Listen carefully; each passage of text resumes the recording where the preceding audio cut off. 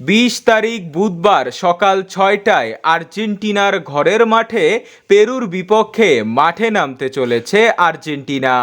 এর আগে শুক্রবার প্যারাগুয়ের বিপক্ষে অপ্রত্যাশিতভাবে 2-1 গোলে হেরে যায় বর্তমান বিশ্ব চ্যাম্পিয়নরা।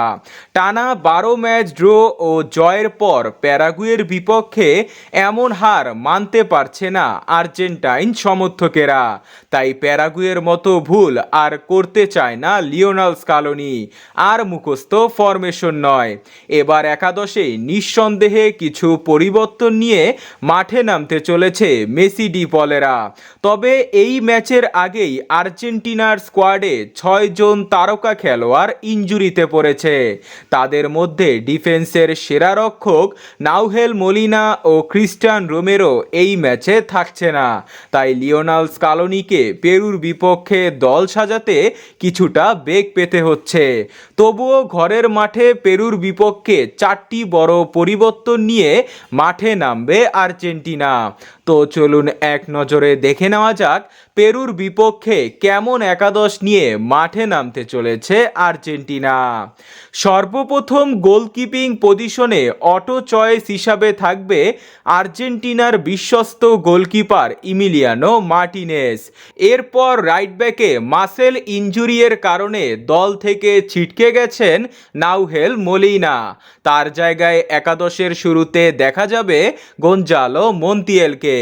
সেন্টার ব্যাকের 2 পজিশনে ব্যাক পেইনের কারণে দলে নেই লিসান্দ্রো মার্টিনেজ ও প্যারাগুয়ের বিপক্ষে প্রথম ম্যাচ ইনজুরি নিয়ে খেললেও পেরুর বিপক্ষে থাকছে না ক্রিস্টিয়ান রোমেরো। সেই হিসাবে এই 2 পজিশনে দেখা যাবে অভিজ্ঞ নিকোলাস অটামেন্ডি ও লিয়ান্দ্রো বেলার্দিকে। লেফট ব্যাকে ইনজুরির সংখ্যা আছে নিকোলাস তাগলিয়াফিকোরও। তবে তিনি যদি না খেলেন তার জায়গায় নতুন ডাক পাওয়া নাহুয়েল প্যারেসকে দেখা যেতে পারে। এরপর মিডফিল্ডে টিওয়াইসি স্পোর্টসের মতে 4 জন মিডফিল্ডারকে দেখা যেতে পারে। তারা হলো রদ্রিগো দি পল, এনজো ফার্নান্দেস, লো চেলসো ও লিয়ান্দ্রো পারাদেসকে। তবে যদি 3 জনকে নিয়ে খেলে তাহলে এনজো ফার্নান্দেস ও ম্যাক অ্যালিস্টারের জায়গায় লো চেলসোকে স্টার্ট করানো যেতে পারে। ফরওয়ার্ড পজিশনে অধিনায়ক হিসাবে দলকে নেতৃত্ব দিবে লিওনেল মেসি ও তার সাথে থাকবে গত ম্যাচে গোল করা লাউতারো মার্টিনেজ।